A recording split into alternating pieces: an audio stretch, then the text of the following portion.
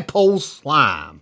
I guess Mattel just thought, hey, that's too far out there for those American kids. Today we're gonna get grossed out. We're gonna get grossed out, guys, because we're gonna talk about toy slime. Now, we all know about that Masters Universe slime pit and maybe the real Ghostbusters sludge bucket. That's what it's called. I almost called it a slime bucket, sludge bucket. But this video here, I wanted more to talk about the birth of the slime toy, and not get into all those you've probably seen before. You know, the kind of lesser known things when it comes to slime. Mostly Mattel related slime, you know, that was sold just as slime itself. And for that, we're going to go way back to 1976, when slime hit the market. I mean, by the 80s, we had slime that you could buy in a bubblegum machine. But in 1976, you had to buy your slime in a plastic green trash can. Here it is right here, Mattel's slime. Again, hit the market in 1976. And the kids all fell in love with slime. And it was cool that they put it in this little plastic trash can. Just looking at it, at least for me, brings back a lot of memories of digging it out of that trash can with my fingers. It would just feel all nasty under your fingernails. Slime is creeping across the country. The squishy substance has been sighted oozing across school playgrounds and plopping into some of the best cocktail parties in town. Its attraction is that it is really and truly disgusting. We surveyed shoppers at Fashion Valley today. Because some people might be put off by the sickly green color, we suggested they sample the stuff with their eyes closed. Eyes closed? Oh, God! Can I dump it You can out? look now. Oh,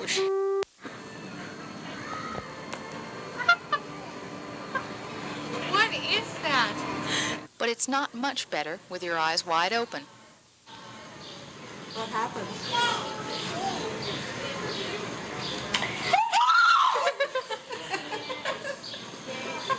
A Fashion Valley toy store stocked 96 tubs of slime last Friday. Only 3 were left this afternoon. It's super. It doesn't last 3 days in the store. We get it and it's gone. Who buys it? Adults mostly.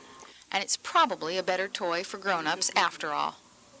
I gave it to my 5-year-old and she got it in her hair and I had to cut it out because it doesn't come out of hair. She got it on the sheets and I had to scrub the sheets clean and it was just all over the place. But the kids love it, and everyone knows kids are the toughest critics.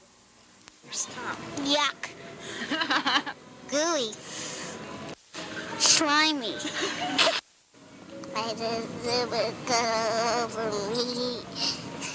You like it? Yeah, feels like the inside of a snail. Hula hoops and pet rocks make way for slime. I'm Carol Kendrick for TV8 News from Fashion Valley. The slime toy, it was a huge hit for Mattel. But parents, they didn't like it. They did not like it one bit, especially left it on the carpet. It would dry on that carpet and parents would risk getting labeled a child abuser if they found that slime in the carpet. I bet Mattel got a lot of letters from parents. But being a hit, Hasbro had to keep making slime and keep making it interesting. So by late 1976, they had to update the slime. Slime with worms. You heard me right. Slime with worms. This was the same slime that would gross out your little sister, but now they added little worms inside. That would even gross out someone's grandmother. Over in Japan, Mattel went even crazier with slime with tadpoles. Yeah, tadpole slime.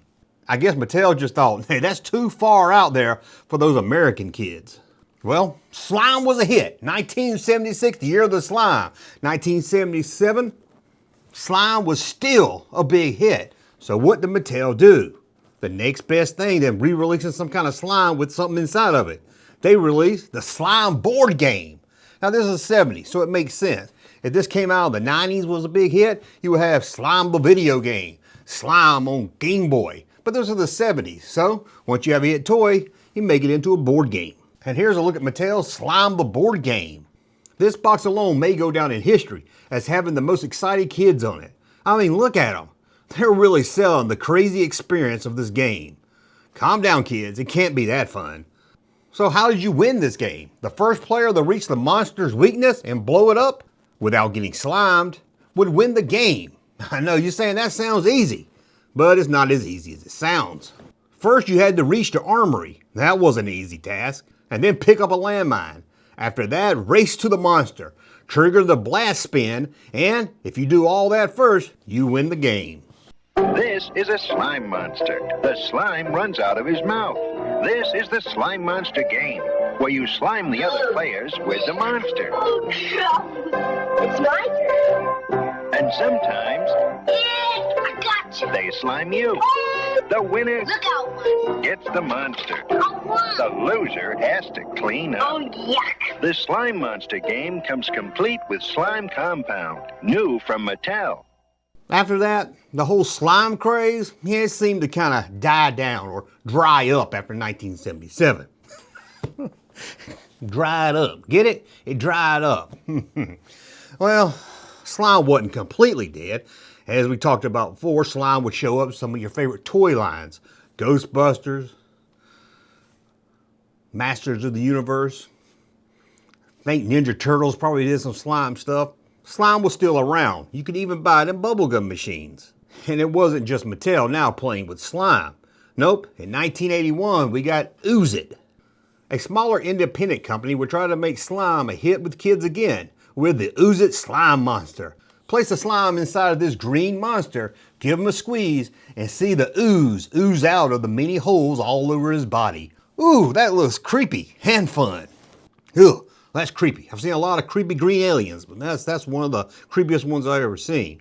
Now in 1987, Hasbro tried to get in the slime act, but they tried to fool you when they released Slime Time. Yep, a watch with slime. You think, all right, that's you look at your watch, slime goes over somebody. Well, this was a marketing gimmick. There was no slime in Slime Time. Any kid buying this was probably disappointed. Seeing the name Slime Time, you think, oh, this is some kind of watch that comes with slime. But it wasn't. It was just some kind of bug and you flipped it up to see the clock inside. I guess you could call it Pound Puppy for boys. Well, the 80s were over and slime was just something people didn't really think of anymore. Come with a toy, it was okay. Buy your refill bucket. But by 1990, Galoobs tried to get in the act with a fake slime. I guess it's not really slime, but I figured I'd put it in this video anyway. It was called Gook, or Gook, G-U-K.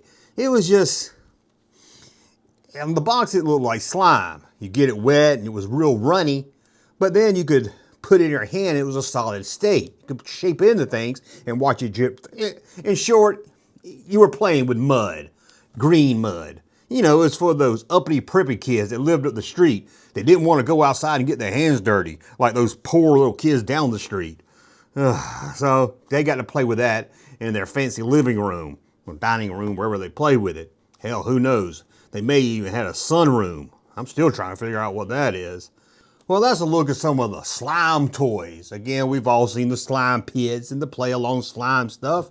And we all remember when we used to get slimed on TV. Well, we didn't get slimed on TV. Moose used to get slimed on TV. Remember that? Remember that was? Oh yeah, I remember what she would say. Well, again, that's a look at Slime, released in 1976 by Mattel, huge hit. Then we got Slime with Worms, Slime the board game, and the rest was Slime history. Well, let me know in the comments below. Did you play with slime? Or did you throw it in your sister's face? Both was kind of fun. Hey, Junkman channel popping though. Thank you, sir, for that unsolicited testimony.